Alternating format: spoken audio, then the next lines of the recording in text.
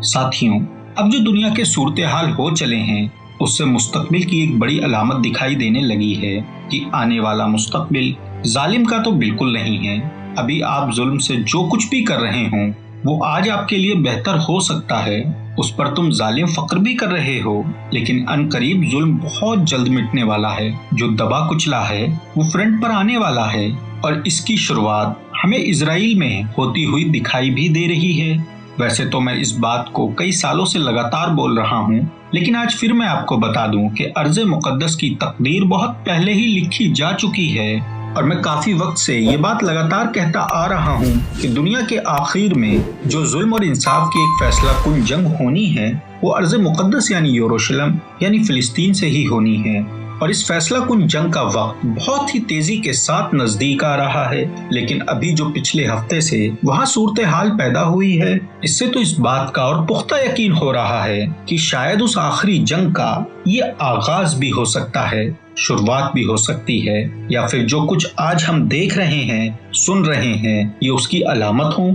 आज तमाम अरब ममालिक बड़ी बड़ी तामीराती प्रोजेक्ट्स में लगे हुए हैं। तामीराती प्रोजेक्ट्स की नई नई तारीखें रकम हो रही हैं, लेकिन दूसरी तरफ वो फिलिस्तीनी हैं जिनको खाना भी उनकी कैलोरीज के हिसाब से दिया जाता है, जहां पीने के लिए पानी नहीं दिया जाता, जहां बिजली दिन में सिर्फ 4 घंटे दी जाती है। उनके पास जिंदगी जीने के लिए बेसिक चीजें भी नहीं है। लेकिन दूसरी तरफ कुछ ममालिक फुटबॉल के खिलाड़ियों पर इतना पैसा खर्च कर रहे हैं जिनकी कोई इंतहा नहीं।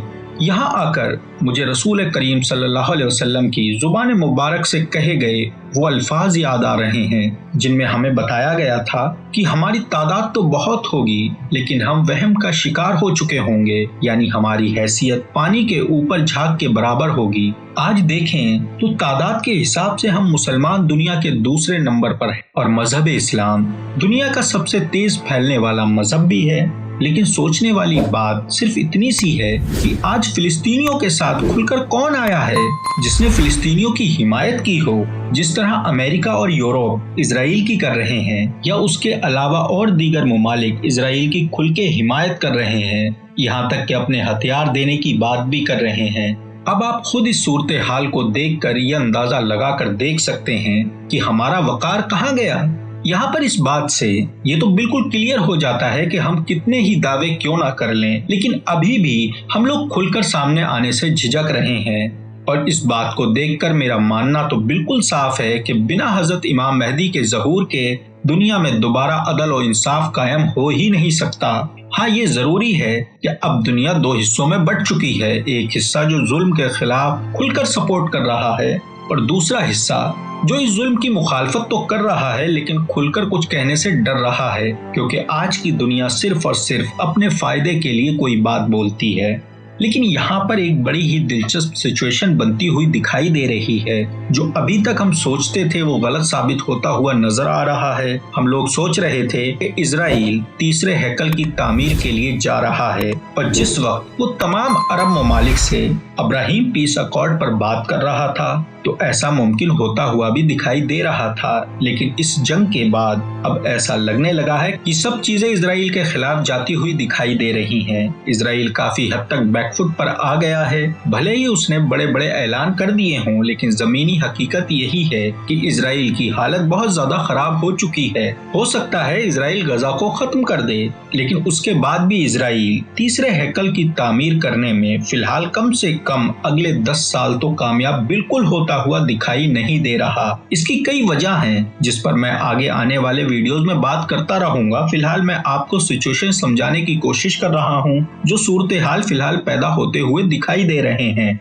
एक और दिलचस्प बात यह भी है कि अब किस चीज के होने के ज्यादा इम्कान दिखाई दे रहे हैं। तो मैं आपको बता दूं मेरे हिसाब से कि अब काले अलम यानी काले झंडे खुरासान से उठने के चांसेस बहुत ज्यादा बढ़ गए हैं। वैसे तो इस हदीस को हमने बहुत बार सुना है। अक्सर उलेमा हजरात इसका जिक्र करते हैं कि खुरासान से काले झंडे उठेंगे और बैतुल मुकद्दस में पहुंचेंगे, जिन्हें कोई रोकने वाला पैदा नहीं होगा। वो उस वक्त के इतने बेहतरीन जंगजू होंगे कि उनको कोई रोक ही नहीं पाएगा। अब आज मौजूदा खुरासान में ईरान का हिस्सा है और अफगानिस्तान का हिस्सा आता है, जो आप लोग भी जानते हैं। इसी के साथ ईरान और अफगानिस्तान पहले ही इस बात को क्लियर कर चुके हैं कि वो इस जंग में न्यूट्रल बिल्कुल नहीं है, फिलिस्तीन के मामले में बिल्कुल न्यूट्रल नहीं है। यहाँ तक कि खुद अमेरिका ईरान के इसमें इन्वॉल्वमेंट का जिक्र लगातार कर रहा है और इजराइल भी लगातार यही बात कर रहा है कि हमास को ट्रेनिंग देने वाला ईरान है। अफगानिस्तान पहले से क्लियर कर चुका है कि वो बैतुल मुकद्दस को आजाद कराने के लिए इराक और ईरान से बातचीत कर रहा है और उन लोगों से परमिशन भी मांगी है। अब इस सिचुएशन को आप खुद समझने की कोशिश करें, ये किस तरह से बनती हुई दिखाई दे रही है, क्योंकि अब हमें ये बात खुलकर दिखाई दे रही है कि कौन लड़ाई में है और कौन अपनी बातों से लोगों का दिल बहला रहा है। अब ये सब कुछ खुलकर होने लगा है और जैसे जैसे ये जंग आगे बढ़ेगी इस मामले पर पड़ी धूल और ज्यादा साफ होना शुरू हो जाएगी और फिलहाल ये जंग अगले 10 दिन तक तो रुकती हुई बिल्कुल दिखाई नहीं दे रही, बल्कि इसके बढ़ने के इम्कान बहुत ज्यादा दिखाई दे रहे हैं। इसलिए अब सिचुएशन बहुत ज्यादा मुख्तलिफ होती जा रही है। वो बातें जिनको अभी तक हम बहुत दूर की समझते थे तो मुमकिन है उनके गवाह हम लोग अपनी आंखों से बने।